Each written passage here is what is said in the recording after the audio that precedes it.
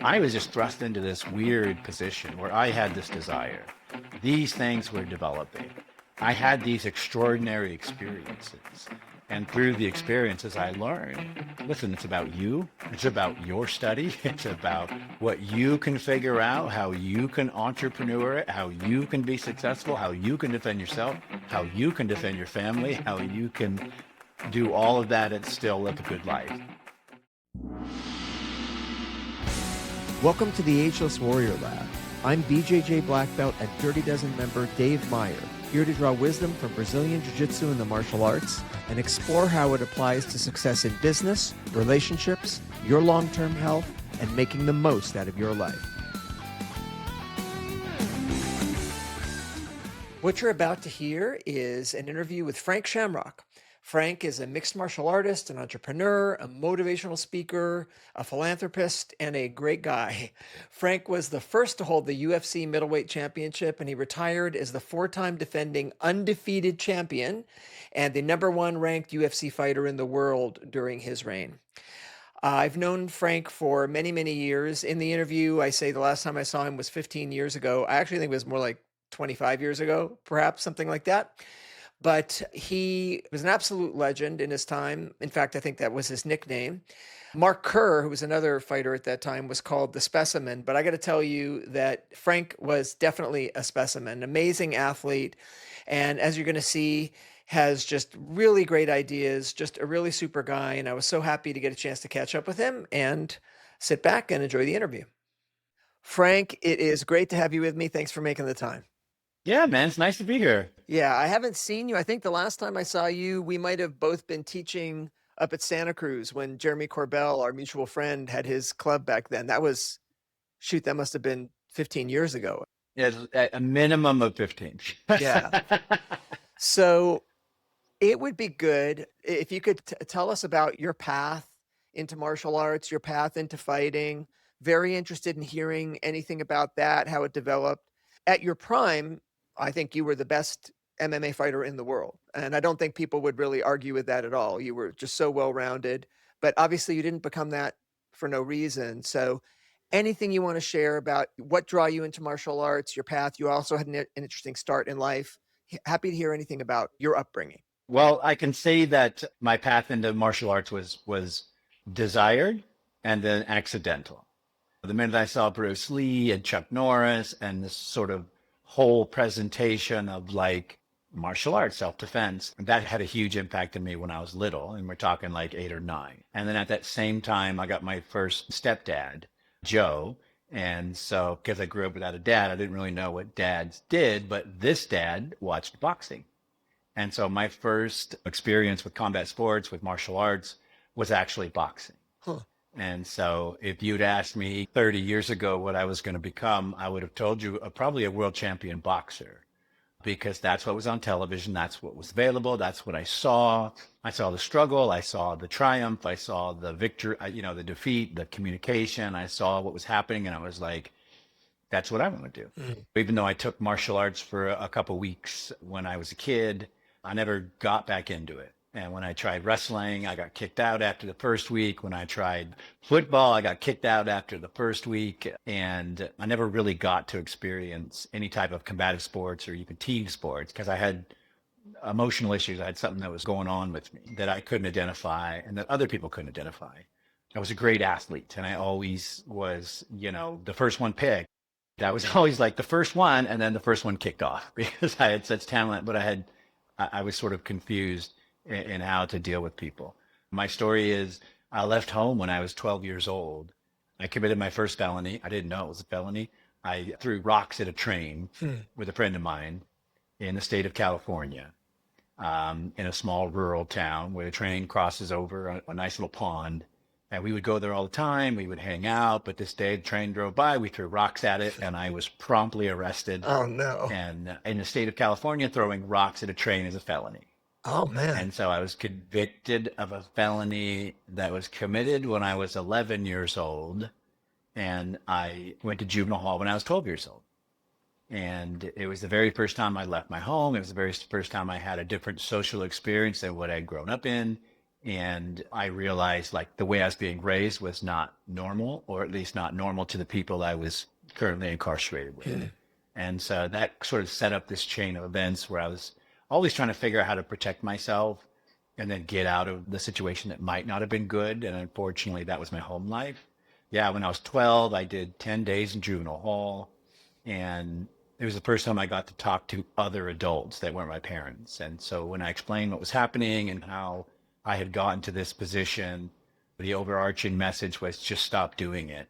Because if you don't, we're going to take you from your home. And what I heard was, yeah, these people will take me out of here, look after me and protect me. And now that I know this is not right, I think these are my people. And so I jumped into crime at 12 years old, fully committed. Hurrah! I ended up in prison by the time I was 17. It worked to get me out of my home and protect me at the time. But in the long run, it wasn't a viable escape. It wasn't a career path. Or self-defense strategy. It seemed like a career path, but it wasn't. But I did my time, and it was during doing the time that I finally had time to be with myself, like care for myself, like study, get educated, decide what I wanted to do, really wanted to do. And that desire remained the same. I always wanted to be a champion. It's just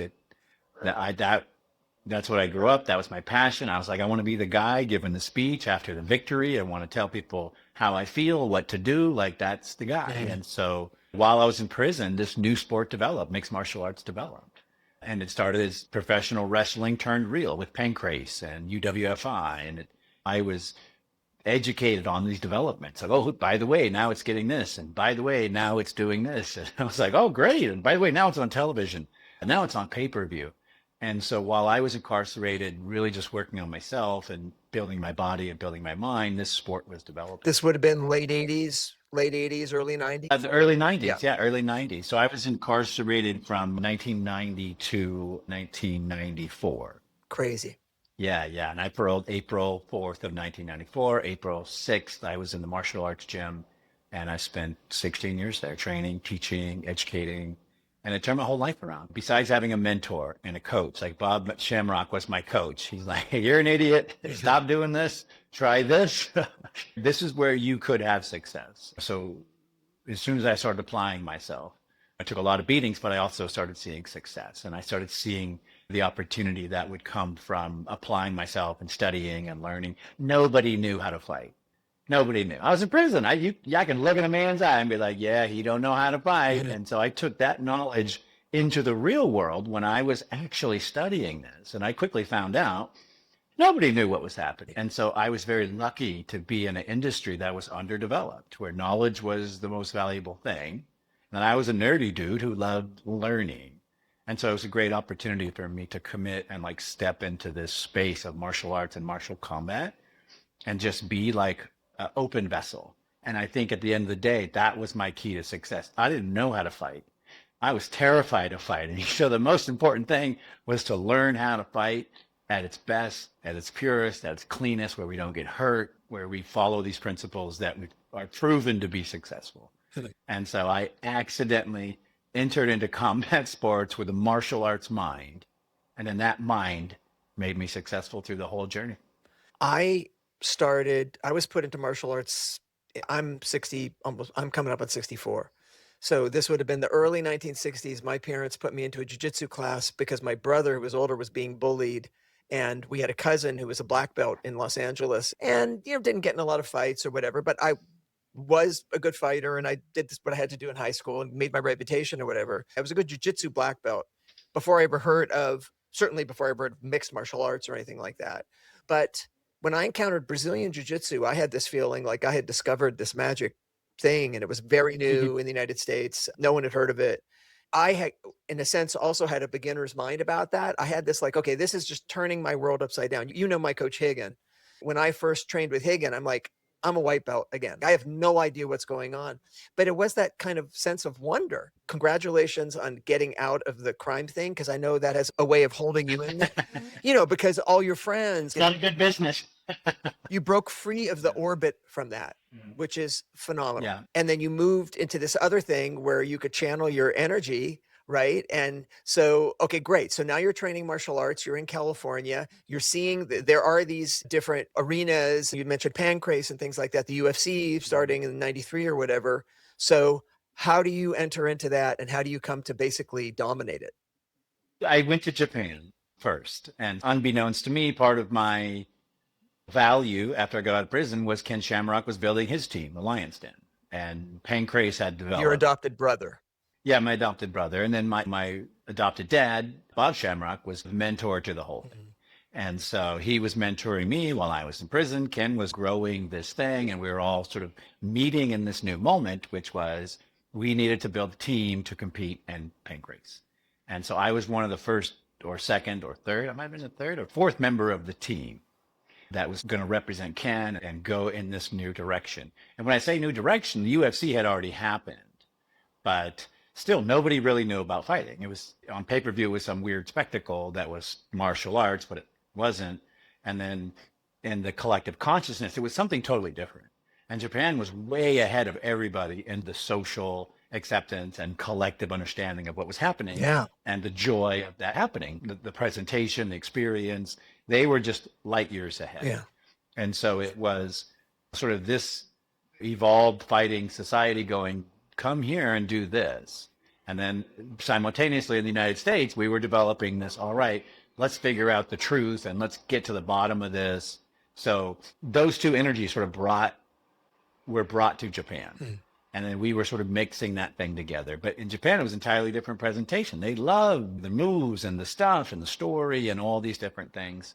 As a student of martial arts and combat sports, when I went there, it was just mind blowing because I had to learn the culture to then understand what they liked. I had to then study the language to figure out Oh, yeah. what they were, how they were communicating and if that was important. And so, for me who had spent his whole life incarcerated and abused and like having all these different social experiences, that was a powerful social experience because they thought very differently about competition and about presentation and about martial arts. Yeah. And I took that to heart. I was able to be in a position where I was open and I was like, well, I don't know what's going on.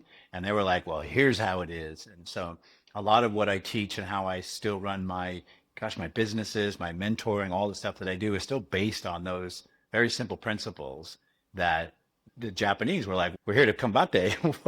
Let's do it, and then let's get to the meat of it and stuff. And they were the first group, I can be honest with you, because even Ken, I love him.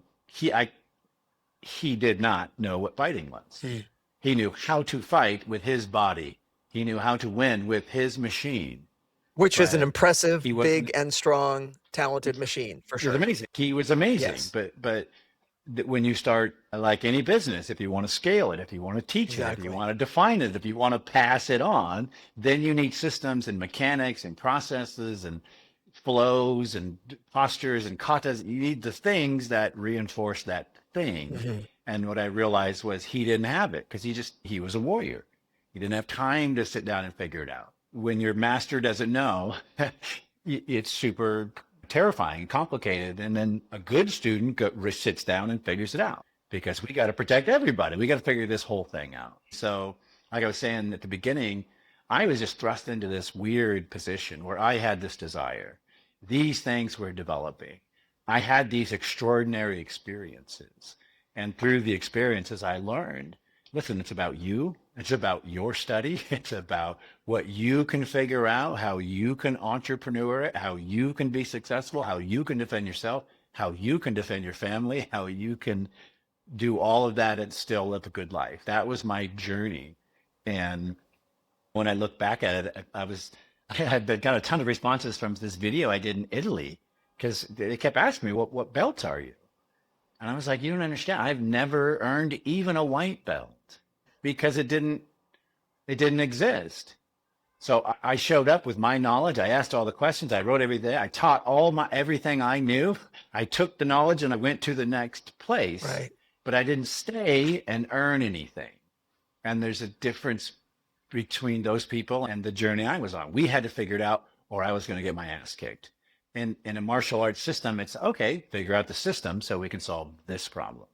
And so it was a weird convergence of worlds But the martial arts people helped me more than anybody because they were the ones that were honest. The fighters weren't honest. They were, we got the, we're just gonna, you get him. They weren't honest because they were afraid. Martial artists were like, listen, we're really interested in the knowledge and we don't understand. We should figure this out together. And that was the difference. That enabled me to figure this whole thing out because there were people going, bro, we don't actually know. So we're hoping to add your info to my info and we like build it. And that to me was the most powerful experience that I still carry to this day. And was that in Japan? Were there particular people that were coming into your life who you could work this out with? Yeah. Well, I can say in Japan, it started the concept of learning that I hadn't been exposed to yet. So in Japan, there was a language barrier. Yeah. My teachers didn't speak English. So there was like broken English. Right. But what they were smart to do was understand that visuals, mechanics, like it's all simple biomechanics and physics. And so they would take a ball and a stick. They would take two sticks. And they would show you in the most simplest form. And then your brain would go, oh my God, that makes sense. The fear, the anxiety, the confusion would disappear because it was so simple. And then part of that was just language. There wasn't a more complicated way to explain it. So it had to be simple. But my brain works simple. Most brains are simple. 1 + 1 is 2. All right, let's go. And so when they described it, I went, oh my God, like all the confusion is gone. All the fear is gone because it's that simple. 1 + 1 is 2. Do this, equal that. And having those teachers, I mean, I love my brother, Ken. He was a great motivator and teacher with the information that he had. But there was way more information out there that I needed because I wasn't a big, strong guy. I couldn't bench 400 pounds like he could. I didn't walk onto the chargers like he did. I'm like a normal dude. To have people help me figure out all this stuff was so, so valuable. That was the value of martial arts. That's why I respect it so much. That's why I say, dude, I'm a white belt forever because I've literally never earned a belt. I've never earned a belt. It's funny. In my life, I have been through martial arts. I have earned belts and whatever, and I've had some really great teachers. And one of the early teacher, the one I started with, a guy named Jack Secchi in Los Angeles, he was great. And he used to just teach jiu-jitsu out of this Valley College in Los Angeles, a community college. This was in the days before all the multicolored gis and uniforms. But he would say, even when you become a black belt, your gi is still white. So 99% of you is still like, I don't know, I'm learning. And maybe one little bit of you says, okay, I've got some knowledge, maybe I could teach. And I think a lot of people forget that. Also, there are people, especially today, who are coming up through MMA culture and fighters, and they're very focused on the fighting. And I think sometimes they're not paying attention to the technique and the bigger lessons. Like, you can go a long way if you're just very talented and very intuitive, like you say, but you don't have to reinvent the wheel. If you can avail yourself of what you've been through and what people have been going through for 1,000 years in terms of understanding mechanics and physics, and obviously it modifies as the situations modify. We're not standing out with farm implements trying to knock people off horses or something. But if you can stay current with that, I think, why start at zero when you can climb onto someone's shoulders and then go further? And I know that's what you do with your students. Is you may have not learned formally, but you're able to elevate people. And it sounds like not just physically, but in terms of your executive coaching and things like that, so they can benefit from what you've done, so they can go even higher. Yeah. Yeah. And honestly, it comes to mindset, like mindset and commitment. I mean, really, truly. You know, when I was in prison, I realized I screwed my life up. And I was like, oh no, I had a young son, I had a young wife. I literally ruined my life following the wrong path. Something that worked for me in the past stopped working for me. Like martial arts, everything works. Nothing works for long. People figure it out. That's right. It was only in that time of isolation and study that I made the commitment. This is what we're going to do. And whatever it takes. And the beauty of martial arts is I walked into a community that was like, hey, bro, we're doing the same thing. We're trying to figure it out as well. And by the way, we got this knowledge, and this has been the result. And so what most people don't realize is, like, you know, training with Jeremy, I trained with thousands and thousands of people all over the world, and everybody had knowledge. That's right. Even if it wasn't the biomechanical scientific knowledge that we possess today, they still had all this knowledge of an experience or this or that or whatever. When I did my police training, all I did was I taught my class like I always do. And then I noticed that 7 or 8 guys hung out after and asked a bunch of really powerful questions. Mr. Shamrock, does this work if you're pinned in a corner? Mr. Shamrock, does this work if there's two?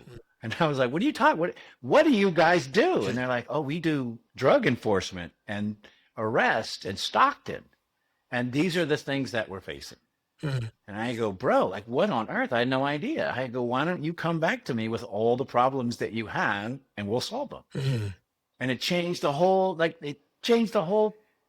agency. Yeah. Because finally there were solutions. Right. Finally there was like, hey, and then this worked and that didn't. Let's review. Oh, watch a video. Oh, bro, that didn't work. Okay, let's try that. Da, da, da, da. Finally there was like science to them. And the result was less people got beat up. Less officers got hurt. Like fitness went up. Confidence went the result was extraordinary. All I did was show up, teach martial arts, ask a bunch of questions, pose a bunch of theories, and then search for the truth. That's the beauty of opening your mind up to different ideas. And especially when it comes to combat, you don't know what you're facing until you're facing it. And then the question is, are you ready to deal with it? So there's, like anything, there are extremes. There's the extreme of, I'm just an intuitive fighter. I've never been trained at all. I'm just going to use my instincts and my wits and my strength and my speed, and that you can go pretty far with that. And then there is there's all this stuff to learn. And then there's people who are just so steeped in the tradition of what they're learning and the rigidity of what they're learning, and they're not even fighting, so they're not testing it. And that's like way off on the other extreme. I think in that good middle, it's great to be with a coach who can spoon feed you. That's kind of what I had. Like I was just around really great guys for grappling, really great guys. And that was fantastic.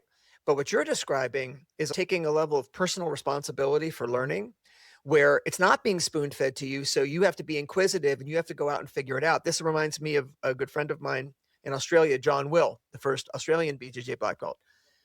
He was actually close to China, close to Indonesia, close to Thailand when you're in Australia, but was far from the Brazilian Jiu-Jitsu that we were trying to learn.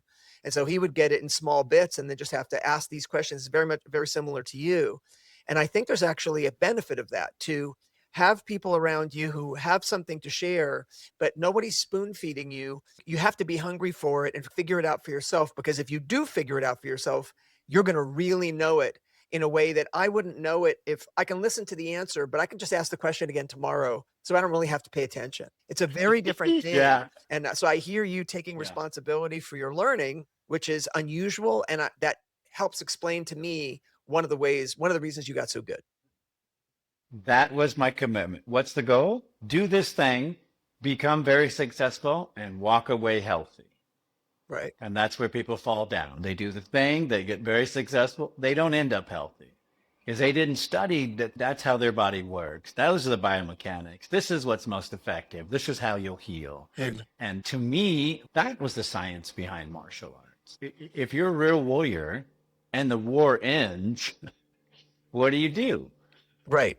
Like, what's next, right? And if you're broken and you got nothing, you got nothing. But if you have all this knowledge and support, then you can go back and teach the next generation. Hey, guys, we went through this. Let's be ready. Let's not worry about it. Let's prepare. Let's do, what martial arts is. Like, be ready. And I can say in the past 3 years, I've started watching mixed martial arts again. And I was fascinated by all the new variances and angles, and we turned over here because this move looked cool and this one was effective, so then we went this direction. But I go back to, the human body hasn't changed for 100,000+ years. Yes, exactly. So while these techniques might be working, the machine remains the same. Yep. The study remains the same. These are just working right now because nobody's paying attention to them. That's right. But developing your biomechanics, developing your understanding, developing your machine to be its greatest is the hardest study of all, because everybody has their own message, teach their own vibe. Oh, you should run like this. Oh, no, you should breathe like this. But only you know your machine. Our machines are different, David. We don't have the same. If we were genetic copies of each other with the same brain, I would recommend we study the exact same shit. But because we're not, and it's individualized, and every single person who is in it, and their responsibility is to you want to exit this thing, better. What is martial arts for? To better yourself, to protect your community. It's like, Exactly. so the end of this journey is that, in my opinion. Whether you fight, don't fight, teach, guide, mentor, it's still all the same. At the end, we're still people going, that's a good idea. Let me So, let me give you my knowledge. you met so many people. I mean, we both know fighters who are just broken and who are just Yeah. who've been hit in the head so many times, or they've gotten so many injuries that, and it's sad because they're young, right? And we're all hoping, like, this podcast is Ageless Warrior Lab. Thank goodness I never did any serious MMA, certainly nothing like you. So that helps a lot. So I wasn't never taking serious heavy shots to the head over any particular period of time. But I've got my joint issues and stuff like that. But basically, I'm still functional and still competing, even at my age. But it is unusual, right? And I think that people, we talk about martial arts for self-defense, and my buddy John, who I mentioned, and I joke, most people, if they do a lifetime in martial arts, they would have been better off just get beat up a couple times. You'll have fewer injuries and you'll save a lot of time. So it can't just be about that, right? I mean, we're all sitting here limping around with all our injuries. So Just we take your learn, lumps, man. It's easier. yeah, exactly. Just get beat up a few times and you'll have saved all this time and all this money. And Oh I was my like, no, so goodness. it's got to be more That's than amazing. just about that. Obviously, you want to be able to fight, you want to be able Yeah. to take care of yourself, you want to be able to protect your family. But there is something more than that. And if we take the broader view of martial arts in terms of health and living a responsible life and being all the sort of the good traits that we value, it's much more than that. And you can't do that if you just completely break yourself down. So it's really interesting. And no one has had the opportunity to take more damage than you did. The number of fights that you had and the damage that you skillfully slipped and avoided, I hope mostly. I haven't talked to you, but you're Well, still lucid. I mean, that's I gotta amazing. say, David, to you worse because I came in that culture where you don't ask questions. The old martial arts culture. You Right, get commands, you do actions, right. you never ask questions. But I didn't know, so I'd be like, sounds good. I would raise some money. And then they would beat the hell out of me because you're not supposed to ask questions. That's funny. And so they'd be beating me, and I'd be like, God, I just got like Columbo. I just have one more question, sir. I just.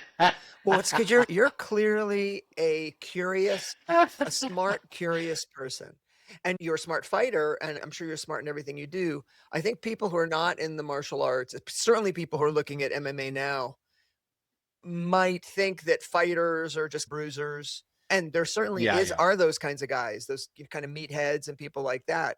But there is a real intelligence that if you bring that to any sport, especially fighting, Mhm. because fighting is so complicated because there's so many angles and so many moves the body can make, like you say, that an intelligent person is going to have a leg up. And if you can apply your intelligence to fighting, and you were always a very, very smart fighter, a very clever, smart fighter. I remember that. So I definitely want to talk about the lessons that you've drawn and the lessons that you impart in your life now as a teacher and as a transmitter of information. But just following that storyline of your life. So now you're into the martial arts, you're entering into this world. Are there any moments through your phenomenal career that really stand out? Either moments of glory or moments of a real lesson that you learned that come to you from those years when you were fighting at the top of your game? Yeah, for sure. I can say that good and bad because it's just a journey. But my very first fight where I fought Kevin Jackson in the UFC, I beat him in 14 seconds. He's the Olympic gold medalist wrestler.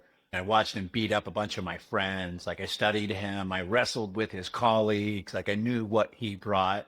And I beat him in 14 seconds. Hmm. And what I didn't expect was it was one of the saddest moments of my life. I was completely depressed by it, and I didn't understand why. So it took me years of personal like trying to figure out what was going on there. And I realized after some time that it's just the things that happened in my life, like the things that happened when I was a child, the the things that impacted my emotional bandwidth and regulation and stuff was just a lot. And because everything was so hard, I assumed that moment would be the same. And when it wasn't, I got weirdly sad. And that started my whole journey into mental health and like, what's wrong with me? And good Lord, what is going on here? And Hmm. this makes no sense to me. And that's when I like started realizing, oh no, things have happened to me that I don't understand, that have changed how I am, that changed how I act and react, and have changed my emotional structure and regulation. I had no idea these things even existed until that moment. You know, my heart opened up, and then it went, whoa, what's happening? And the next 6 or 7 years were an exploration of like, why do I feel this, you know, way? And I found out why I felt that way, and it was super hard to digest and accept and acknowledge. But every other experience that I've had that was, I want to say, brought my awareness, brought my soul out, changed how I acted, reacted, and felt, was every time I lost. Right. Because I couldn't believe I lost. I was so invested. I dreamt every night. I woke up every morning and wrote down my dreams. I was visualizing things that were impossible. I was seeing through the biomechanics. People thought I was insane, but it was my brain, the way it works, trying to process this situation. And so I could never understand if someone beat me. Only if it was my own doing. I didn't train. I was lazy. I wasn't focused. Like, then I was like, I accept that. But there were times where I got beat and I didn't believe it would ever happen. It was so it's painful, depressing. Just, it was so hard because, oh, I didn't tell you this. Once I realized like that I was going to do this career, and that took a long time. I actually fought for, I think, 4 years before I fought John Lober. John Lober kicks my ass. And I realized I don't want to hurt anybody. I don't want to break his leg. I don't want to break his arm. I don't want to hurt him. There's something wrong with me. So I lose that fight at what should be a pinnacle of my career. And it forces me to step back and look. And I'm like, oh my God, there's something wrong. What? I'm picking up a sword. I won't swing it. Right. I'm fighting, but I won't hurt. What is wrong with me? So I roll it back and I figure out what's wrong with me, and I make the decision. That's something that happened in my childhood. I can't fix it. I feel this way, but that's not right to feel this way because this is my job. This is what I've committed to. And so once I made that conscious decision, I was like, nobody's ever going to beat me because I'll make a commitment that's stronger than anybody else, and I'll study and I'll do all these things. Once I made that type of commitment, I thought it was impossible to lose. It just scientific. You'd explain it, and I'd be like, "You don't understand," because it didn't make sense. Because I understood science, biomechanics. I studied so hard. I'd made this commitment, and so it was only when someone broke through that and beat me that I'd be like, "Wow, we got to look at everything. Like, we got to, what happened?" So yeah, and then luckily it's a sport, right? Luckily we're not in the battlefield and I'm dead. It's a sport. I get to go back and look at the tape and review my training and go, oh, this is what I did. That's what he did. Oh, I should learn, move forward. Right. I give this example when I'm talking to people about competition. There's two brackets. There's the best and the worst you can do, and the best and the worst your opponent can do. And you're constantly trying to get better, which raises how good you can be and also raises the worst you can do. And on the day of the fight, you want to be fighting at your peak. You want to have slept and done all your training and done everything. So you're at your absolute top of this range of how good you could do.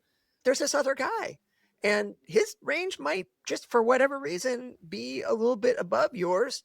And maybe he did his best, and that's better than. So in the sense, you can influence how good you are and move that thing up. And you can influence and hopefully control how well you fight on that day through your attitude and through all the prep and stuff like that. But you can't have any influence over who you are fighting against and where are they in that. And so I could see how, if you feel you've done everything you can to raise your bracket as high as possible and you're fighting right here, but now and again you meet somebody who, for whatever reason, physical attributes, they've been at it a little longer, or it may just be there's something that they are great at that just happens to match up with some aspect of your game that's maybe there's not perfect aspect of your game, and like shit happens. And that's got to be very hard when you fight, when you put that much effort into winning, but you ultimately can't totally control the outcome. Yeah. And I can say, in all truth, the only time I got beat was not technical. It was when I had sloughed off, was not 100. Okay. Didn't finish my studies. My cardio wasn't 100. My conditioning wasn't 100.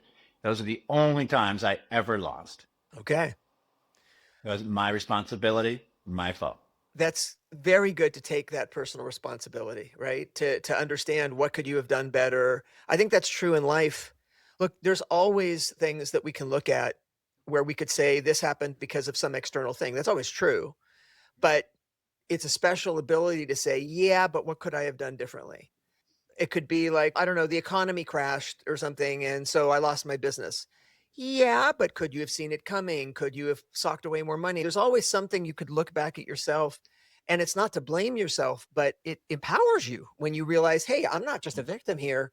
There are things that I could do, certainly in retrospect, but there's things I could be doing now.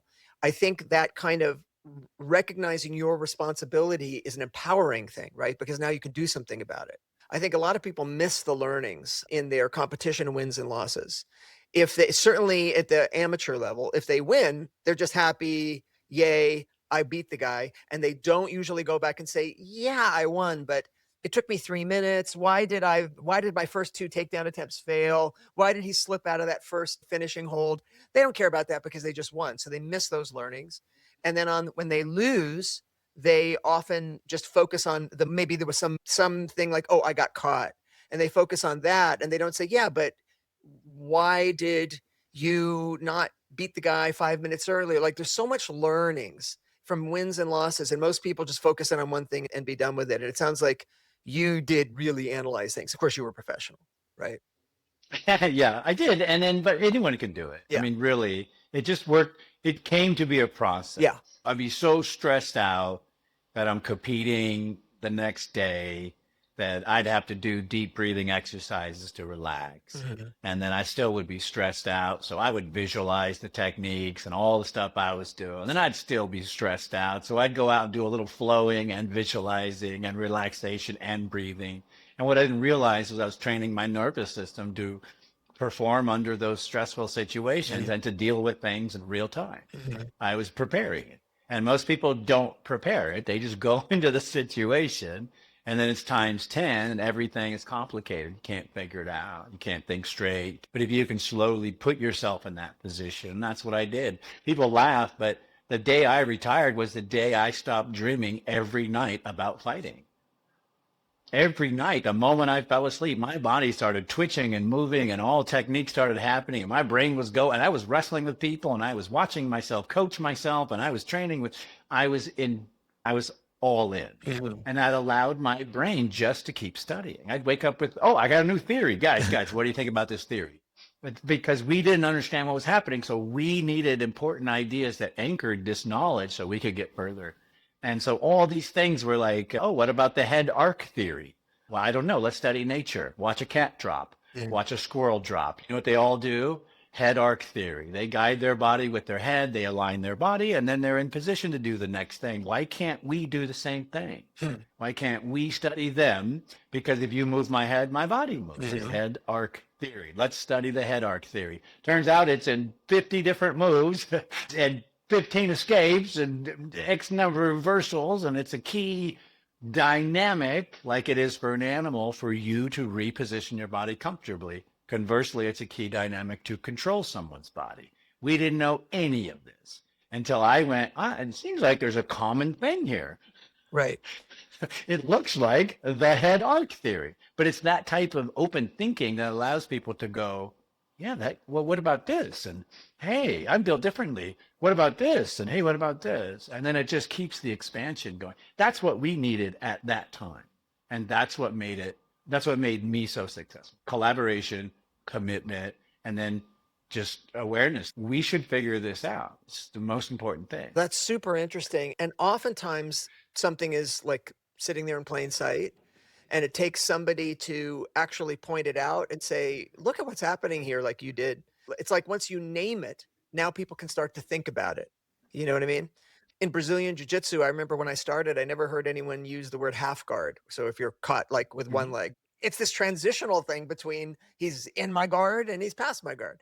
And then once people started giving that a name, oh, then we started developing like techniques for that. It's almost a scientific method. That's why they name and categorize things, because that way you're Yep. not just talking about a bird, you're talking about a North American sapsucker or whatever, and then you can make finer levels of understanding once you've named something and actually can see it in that way. And it sounds like that's just a natural, intuitive thing that comes out of your curiosity. Yeah, it's the scientific method. Right. And because I grew up the way I did on the streets, I had a predisposition to, but we don't understand it. Let's figure it out. Like, that doesn't make sense. Like, we got to figure this out. But when I translate that to like coaching or mentorship or even leadership inside of companies, you're leading a team, you're leading a group, that thinking still applies. How do we get my team to perform the best? How do we get them the happiest? How do they do the most amount of work with the least amount of effort and receive the most amount of happiness? What can I do for them? And so what I found is that mindset just parlays to the next thing. Youth sports, it's the same thing. You need your team. You need them working together. You got to have similar concepts. You got to have things that we're working on together. And so it's literally been the greatest experience of my life. By the way, all my friends who went to prison are all dead, and their journey went differently because they continued on with that lifestyle and knowledge. And the end of that, jails, institutions, or death, doesn't go anywhere. Martial arts will lead you everywhere. And it was only because it was presented to me and I went, okay, I'll do it. I'll take the beatings, I'll learn, I'll share, and I'll teach. If that's my commitment, I'm willing to make it. So I got to pause and say, first of all, thank you for providing so much entertainment and inspiration. Like Yeah. you were astounding to watch, fun, good. You were a gentleman. You were just thank you for that. But that was fine. That was entertainment. That was great. But what you're doing now, I think, is way more valuable. The fact that you've paid the dues, Agreed. that you've paid this price with literally blood and sweat to learn these lessons, and that you're attentive. So you're actually able to take lessons drawn from the martial arts and be able to translate that into your executive coaching and be able to translate that. That's scalable, right? You can only win so many Oh, yeah. championships, but this is scalable. And the amount of people that you can help by taking these principles and showing people how they can use them, either in the physical sense, like you mentioned, teaching cops how to better deal with situations, but just across all the executive coaching, all that kind of stuff. These are hard fought lessons that you've got that you're now making available to other people, which I just think is a wonderful thing. How great is that? And how great is it that you cared for yourself enough to survive this very, let's call it a violent experience over many Yes. years, Very violent. and your brain is intact. And I don't know how your body is feeling these days, but it's fantastic. Well, thanks. I appreciate it, David. Honestly, it's been the greatest experience of my life. And people ask if I still teach martial arts. I do, but I teach it differently now. It hurts to get on mats. It's painful to stand on an uneven surface for any length of time. But I can stand with great corrective shoes in a boardroom with Google and Hong Kong any day and teach real leadership and change. And I have to say, when I first started doing, I was really nervous. I don't know anything about Google. I don't know what they need. And I spent months studying their culture and trying to figure out, like, how do we help this massive company? And the task was the impossible task. I was given the G-Tech team, which was everybody had 20 plus years of experience. They ran all the hardware for Google. They weren't performing well. 8 people with 20 years experience under one manager, not performing well. And they're like, we need you to come in and figure out what's going on and get this team on point. And so I started studying the culture of Google. And it's a really unique culture. But at Google, they value engineers more than anybody else because engineers created Google. So if you're an engineer at Google, you'll get promoted to a leadership position much faster than everybody else who may or may not be qualified or have leadership skills. Right. So it's a problem. They keep promoting people that don't know how to lead, and they're leading spirit, the best. It's just, no. Yep. So I write this whole program for them. And everything is martial arts. Everything is a martial arts exploration. And the end of it was one of the most powerful moments I've had with other human beings.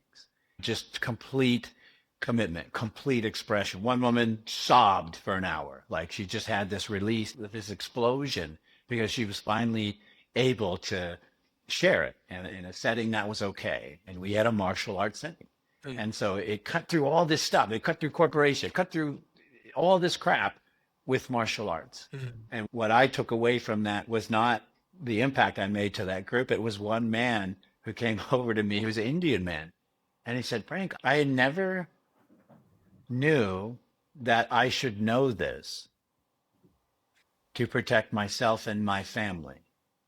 I walk around every day in fear that I can't protect myself or my family. And I never knew there was a solution until today. And that I went, bro, I flipped him to martial arts, and he took his whole family, his kids. He entered a journey of martial arts, had nothing to do with martial arts. It was about leadership, expression, commitment, community. But he had never thought of the value of that. And when he discovered it, he went, what? Of course I'm going to protect my family. Of course I'm going to be that guy. Of course I'm going to understand it. Like, why wouldn't I? Like, what? So to see his 180, to see his mind open up, and then the commitment, and then his actions was worth the 4 months of study of their weird culture. That's fantastic.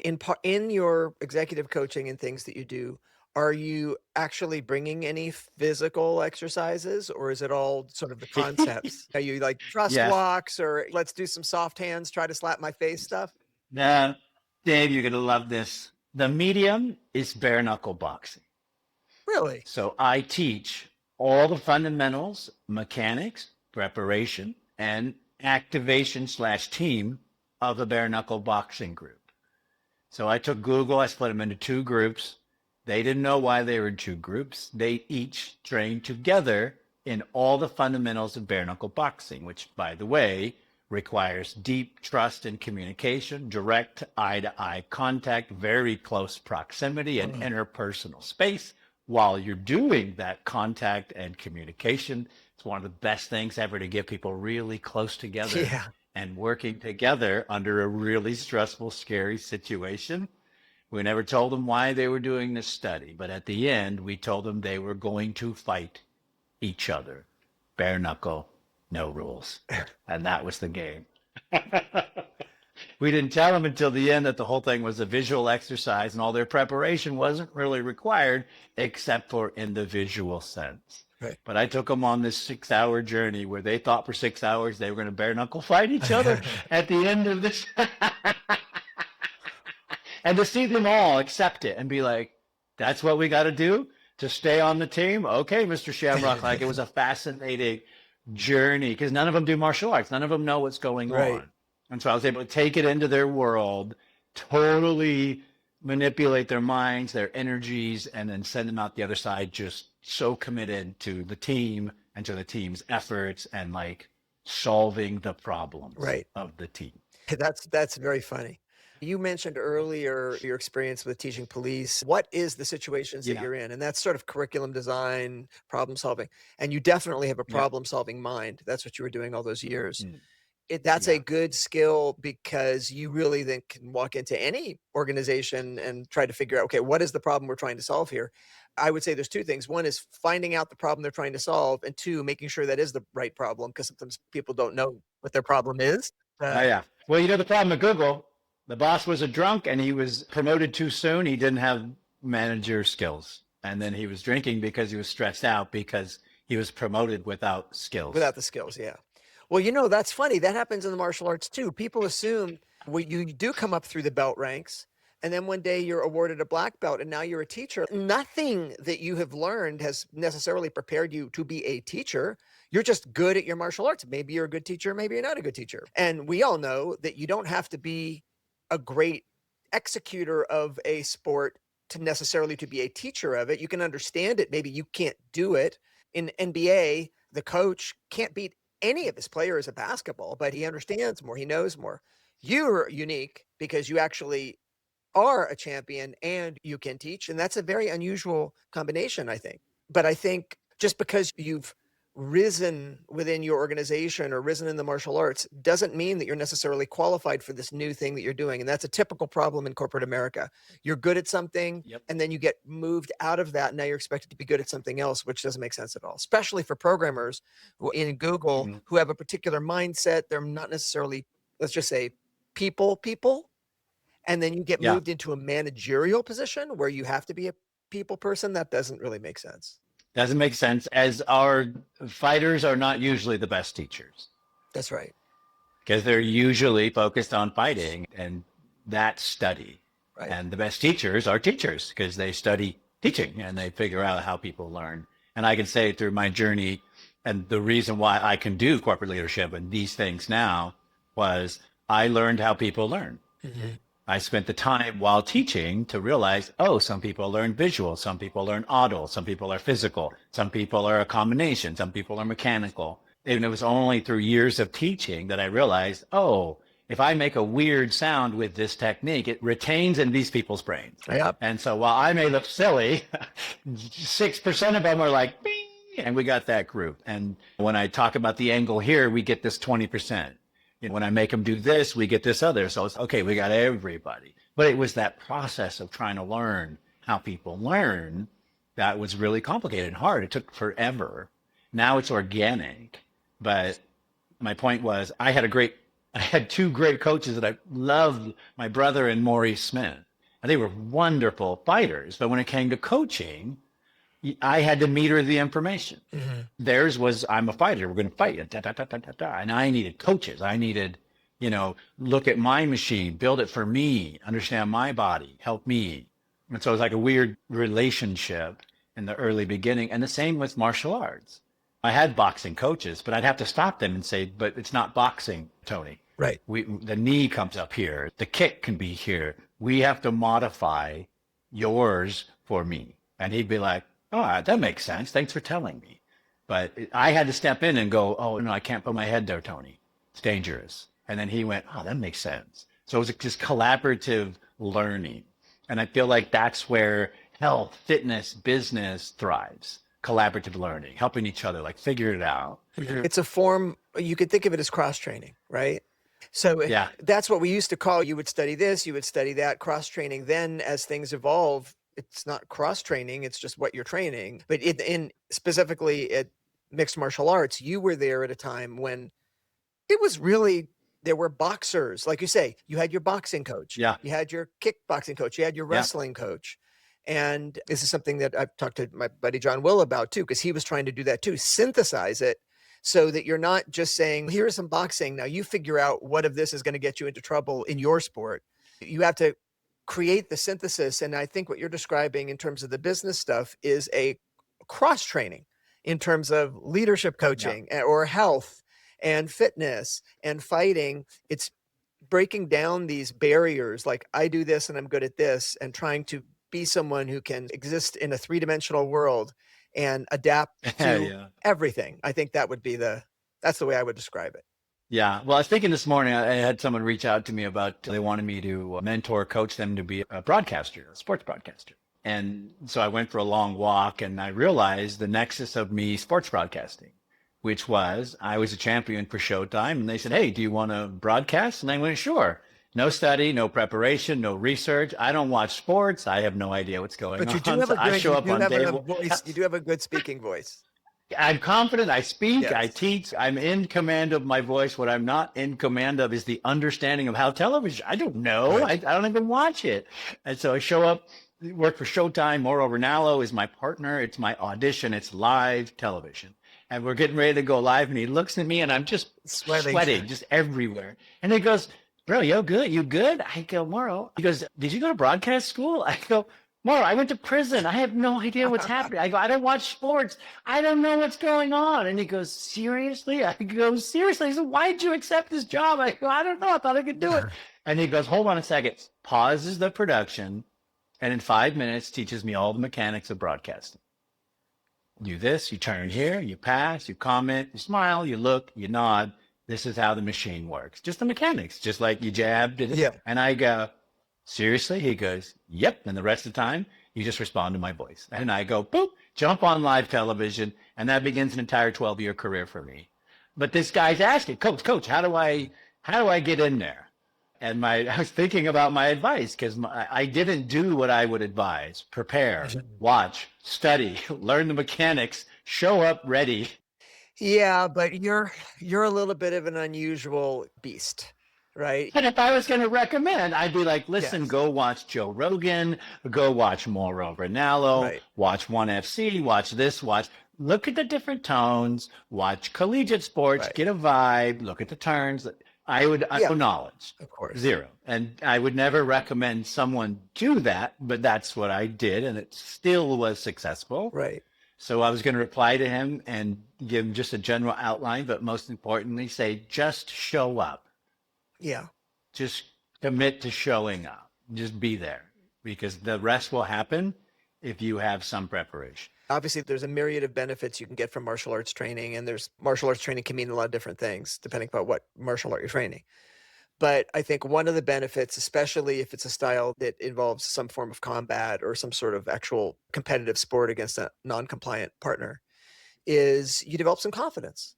And I think that confidence is not just for the martial arts. That confidence helps you in any way. It's certainly with me. Like I feel very comfortable being thrust into unusual situations. I'm pretty confident that I can sort it out. I've done the thought exercise of, okay, if I was like parachuted into some country where I don't speak the language with just the clothes on my back and had to live in that culture, how long would it take me to get back to about where I am now? Like, I'd have to learn the language. I'd make friends. I'd use my skills. Like, I'm pretty confident. I don't know that I could get exactly to where I am now, but I'd be fine. But I think that's confidence comes with martial arts, that you can think on your feet and adapt. And that's what you did, obviously, in that moment of your first 5-minute lesson of broadcasting.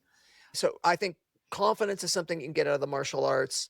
Are there other things that you take away from your martial arts, your fighting experience, that still help you today? Yeah, 100% the discipline. The discipline to, the discipline to execute, to train, to study. I've trained thousands of fighters, and honestly, with the right technique and mindset, you can beat anybody. But if you're not prepared, you don't have the mechanics, you can't. You're going to fall victim to it. So for me, just getting all that understandable and simple and teachable and repeatable and shareable, people don't realize. I picked 10,000 brains. I go, what do you think about this? And hey, let me borrow your, let's try this. Because I realized nobody knew. And it's imperative, if you're the leader or if you want to lead, that you figure it out and have a good explanation and a pretty good theory and be able to tie all the dots together. That will give you the confidence. Martial arts gave me utmost confidence that I keep doing these dumb things. I'll show up for anything because I have the confidence that I can do it. And if I lack in confidence, I have the discipline to study and prepare. So when I show up, all I got to do is listen and follow along. And you'll sort it out. Really. And that's what I mean, at the end of the day, what I told the G-Tech team was be honest, communicate. Like literally, just be honest. Hey guys, I'm not going to make this. Hey guys, I'm struggling. I need your, hey guys, just be honest. Don't worry about what they think. Just be honest with your team. And that will enable you to put all your brains together and figure it out really quickly. You mentioned honesty. I think that's another thing that comes from combat sports, right? It's not about how good you think you are. It's not about how good you say you are. We're going to find out how good you really are, right? You can't fudge that, right? And so that ability to look honestly at things and deal honestly and speak your truth. I have this thing that I believe, like, tactfully say what you feel, and the people in your life who can't handle that need to go away. And you need to replace them with people who can. You need to be honest. The hardest part for me, and it wasn't done maliciously. People weren't trying to be dishonest. But when I was learning martial arts, because nobody had the information, there was a level of dishonesty because we didn't know. And it wasn't intentional. People were just like, this is what I taught. This is what my master taught me. This is what I believe. And I'd ask 3 questions and the whole thing would fall apart. I'd be like, oh, great. How is this biomechanical? And then they'd go, oh my God, I never thought about that. And I wouldn't say, you're being dishonest. I would think that's a different style from a different approach that hasn't considered these other things. Or that's a different style from a different era that was dealing with a different situation. That's right. So now we're over here. So I didn't view it as dishonesty. I just viewed it as, oh, we don't have the info. Mhm. So I'd give him my info. Hey, well, this is what I figured out. Head arc and Mhm. dog cat. I would tell all my things, and then you could see their brain just kind of expand a little bit. And then, Mhm. oh, well, I had some thoughts over here, and that would bring the honesty. But that honesty is in you. It's not in them. It's literally because I was so honest. I'd ask a question. They'd say this, and I'd go, God, I tried this, that, and the other, and this is what the result was. Can you explain X, Y, and Z? And then I would take the best they had. I would move it around, examine it, and go, okay, this has value. We're going to do this with it. But I still had clarity on what needed to be done. Like, okay, we still need the fastest way to smash this brain, to break this leg, to do this, to do Mhm. that. And so while it was frustrating and kind of confusing, I understood from the culture, the master is the master. The knowledge is the knowledge is passed down in that way for a reason. But I needed just a little more. And so it put me in this awkward position. But I understood what needed to be done. I needed the information. I needed to respect the cultures and what was happening. I Right. needed to understand the dynamics of why the information and how it was being given to me. And at the end of the day, I needed to decide what to do with it to apply it to my system and my life and my success.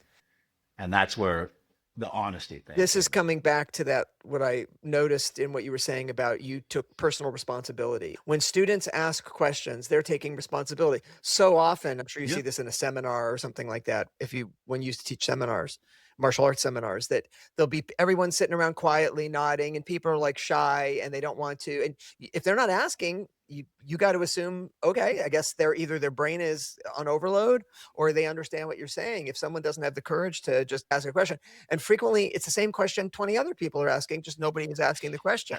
So it sounds like you weren't shy to take personal responsibility for your training and actually ask the questions so you could really probe and understand what you were being presented.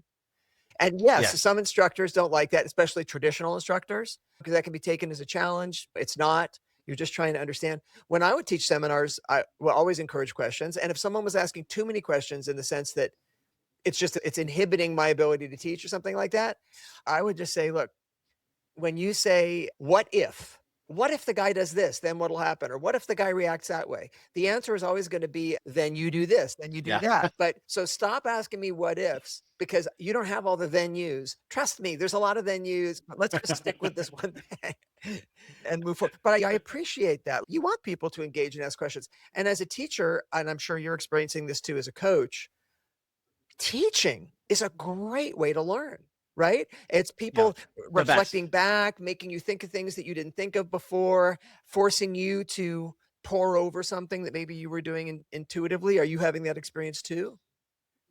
Absolutely. Teaching made all the difference in my martial arts study Yeah, because once you begin to teach, your brain does this like psychological right. switch. You want to make the best knowledge it should be. And so you make a conscious improvement just on that concept. I'm going to teach. Your brain like makes this weird shift like, oh, it's got to be good. It's got to be right. We're going to do this. This is going to be the result. Even if you don't think about it, your brain is still going, yeah, but if we do that, this is going to happen. And so you unconsciously get better. Yep. And then you unconsciously figure out better teaching, better flow. It made all the difference to me. In fact, that's one of the core tenets of our system is you learn, you teach, you share. Like Hmm. you learn it so well that then you can teach it because then you know it. Yeah. You can't teach it. You don't really know it. You think you know it. But the minute you go, yes, your feet go like this, it's 90 degrees. This is the movement. This is the action. This is the result. These are the mechanics. Then you know it. And Mhm. now you can expand on that knowledge because now you actually know what it is. I understand the biomechanics. I understand what's happening. So if someone says to me, oh, what about this? I just go back to these are the biomechanics. This is how the human body works. This is what it is. And these are the results. And so what I realized just settles people's minds. And it settled my mind, I think, more importantly. And I was terrified. I'm still terrified of fighting. I wouldn't get in a street fight unless my life was in line or my family was in Mhm. danger or somebody was in danger. I would do everything I could to avoid it because that's smart. That's martial art. You protect yourself. But if I had to, I would deal with it and try not to hurt people. I would just try to protect Yeah. the situation.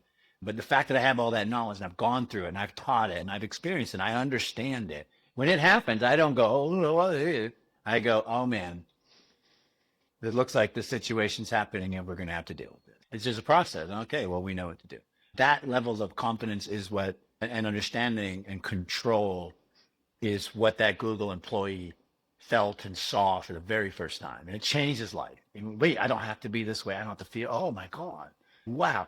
That's what martial arts is for. Yeah. It's when you feel that way and you go, I need a solution. You go in the gym. Months later, you're like, oh. Mm-hmm. And that's what it did for me.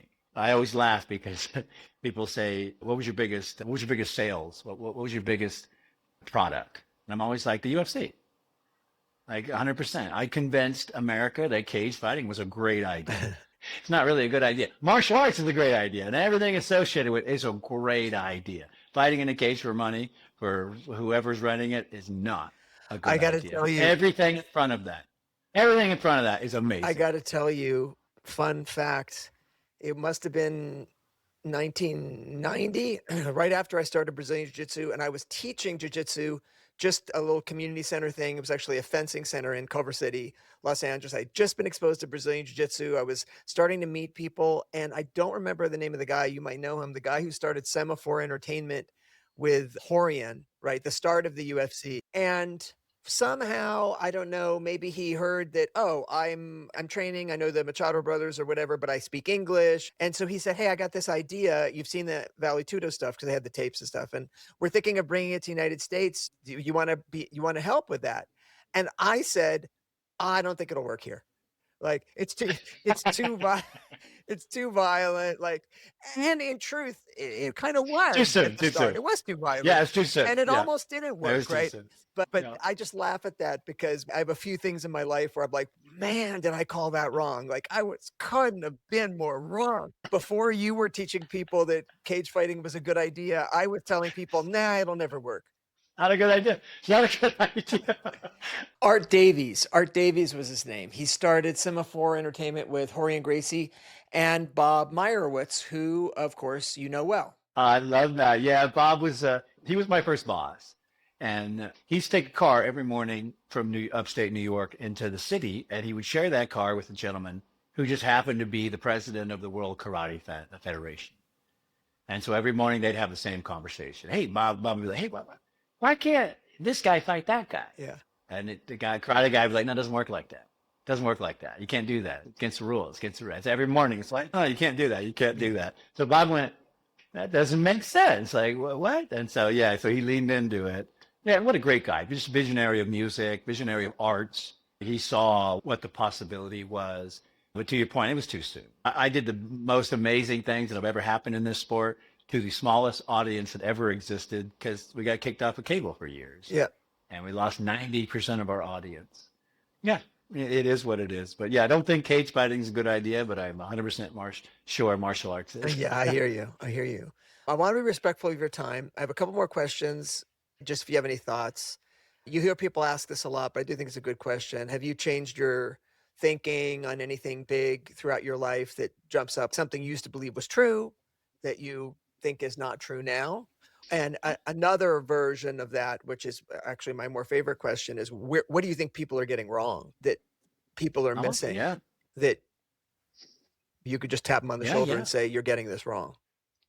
I can say the biggest compliment I've been given in the past decade is you're very disarming. Someone told me this, and I go, well, can I ask you a few questions about that? And they're like, yeah. And I says, what does that mean? Because imagine that statement in a group setting. And so I go, I don't understand. And they go, well, you look a certain way, you present a certain way, but you're really nice, cordial, and interactive, and fun to be with. And for some reason, you keep getting into all of these places. I go, well, what is that? What do you mean? She goes, well, I mean, can I be real with you? You have no business being here. I go, I know, but I'm here. She goes, that's it. You're disarming. For some reason, you can just walk into anywhere and just be.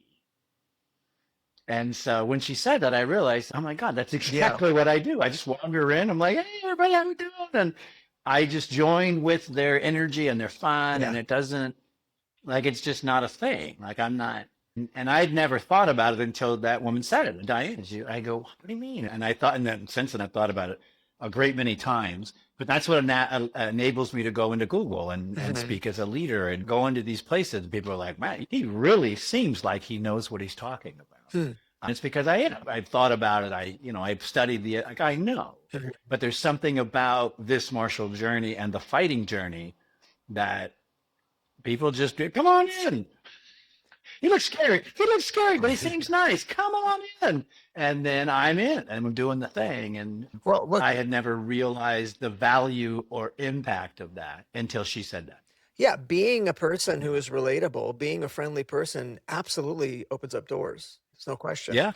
And it's funny, in that sense, it's a little bit of a self-fulfilling prophecy, right? If you're just a happier person, you're more likely to have people want to be around you, which is going to make you a happier person. And sadly, if you're a grumpy person or if you're a depressed person, that tends to push people away from you, and that reinforces that too. So having that sort of positive cycle is a really good thing. And I perceive that now too. Absolutely. But I already knew that. Yeah. It's pretty awesome. Yeah. Well, I didn't know it was going on until she stated it. And then I see it because I'm here, I'm there. I'm like, what's the outfit? Oh, let's go. And there's no thought given to it. I just go and I'm me. Yeah. But everybody's accepting of me. And that's not normally the case for people that look like me or present like me or font or whatever. Because perceptions, there's all these other energies, there's all this whatever. And for some reason, people are like, Yeah. nah, get in here, let's do the thing. And that's been just wonderful for me personally, like socially, and just to be that There's welcome. this cool short story. I don't remember the author. I'll send it over to you. I'll put it in the show notes. But it's a very short story about this girl who has this skill that people just trust her and they just let her into Mm. places. And she's talking to somebody about it. And she said, I don't know, I've always had this skill and people just trust me and they let me in. And I won't give away the end of the story, but there's a gotcha at the end. It's very clever. Ah, But you're reminding me of this story of this person that just has this skill to belong, to seem friendly, and just to be invited in, I guess. yeah, I think it's curiosity and love of people and things. Mm. Because I'm just interested. What are we doing? We're going to help kids. Oh, let's go. Let's get in there. What are we doing? And then I think that acceptance, that commitment, that forward energy, people go, Yeah. oh, that feels good. That feels right. But by the way, this is a 180 from how I grew up. I grew up a silent, traumatized, abused child that didn't speak. Right. I was completely shut down. So all of this has developed through martial arts, through Yep. teaching, through presenting, through interpersonal relationships with the community. All of this was made possible by this martial arts training. And that's what I want to just really hammer into people. And it's not, you could be anywhere in your life, but if you feel that feeling, like after seeing the news and stuff, I'm generally nervous about what's going on in our society. If I feel that way, I'm one of the baddest dudes on the planet. There's nobody going to get to me. But if I feel that way, how does everybody else feel? Right. And then what are they doing about that? Like, how are we adjusting and preparing for that? And so that's what keeps me up now. I'm like, oh man, if I feel this way, dang, imagine how all these other people feel. And what's the solution? The only thing I know is martial arts. Yeah, this is definitely a stressful time. There's all these changes going on. Obviously, phones and what's going on with kids and COVID and political strife and AI now taking people's jobs. There's a lot of existential stuff that's causing a lot of stress in people. There's no question about it. One of the benefits, as you know, of martial arts is when you are, even if it's just grappling, you're not striking, whatever, or if you're sparring, whatever, you're not thinking about those things. You're in the moment. And your mind at least has something to focus on that's very immediate. I think in that sense, it's a form of meditation. It's calling your Mm-hmm. attention to the present moment. You're not going to be thinking about anything else when you're engaged in any kind of combat. And then, of course, there's the camaraderie. It's bringing people together. It's healthful. There's the sweating. There's the stretching. For me, that's a big part of it. Is it keeps me young. Like I'm training with these 20-year-old guys up here in Northern California, fantastic fighters who can kick my ass, but they're being really nice. And we keep it at the same level. And it's just, I'm the oldest guy on the mat, but I don't feel that way at all. I just feel like I'm one of the guys. And Yeah. there's women on the mat too. I mean, and now it's really broadened. I can say for me, what it really brought, besides everything else in my life and the journey and the success, it brought an awareness that I didn't have. I didn't know this community existed. I didn't know I didn't know all these benefits. I just didn't know. I didn't have the experience. And when I had it and it started affecting me, I was like, this is the journey. I would never do another journey. The same, I would always follow this path because just nothing has given me more confidence, just everything in my life. And now I'm literally teaching martial arts to a different generation with different ideas. Right. But nothing has changed. It's still the same. Well, I study, I learn. We got to figure this out. We got to help these people. And I can honestly say it's made me who I am. I am a martial artist. I think in a martial way. I act a way that will help and support my community and every community that I go into. Like that's my awareness. I got info. Let's help these people. And that's so fulfilling. So if people, and we'll have links in the show notes and everything like that, but if people want more of Frank Shamrock, and frankly, who wouldn't? You have a book, you wrote about your experience in martial arts. Yeah. I know there's at least one documentary, and I can certainly link to all of those things. Are there other ways that people can connect with you? Are you on social media? How does somebody book you for helping their organization? Yeah, sure. You can always reach me at my website, frankshamrock.com. And then I am at Frank Shamrock on all social media. I'm interested in helping people and applying this knowledge because I think it'll help people. Okay, we'll be sure that's in the show notes. And I'm really appreciative of you taking this time, Frank. Like I say, it's been a long time since we've been in the same space. Hopefully, we will cross paths so I can shake your hand in person sometime. But stay healthy and thank you for taking this time. Yeah, man, it's my pleasure. I love what you're doing. I love your journey, and you're surrounded and taught and led by good people. So I know we're on the right path, my friend. Yep, we're all in it together. I hope you enjoyed my discussion with Frank Shamrock. You can leave comments. Let me know what you thought. And please give us a like and subscribe if you're watching us on YouTube. I will be back next week with more lessons from the lab. And in the meantime, keep developing your strengths, your wisdom, and go out and do good in the world.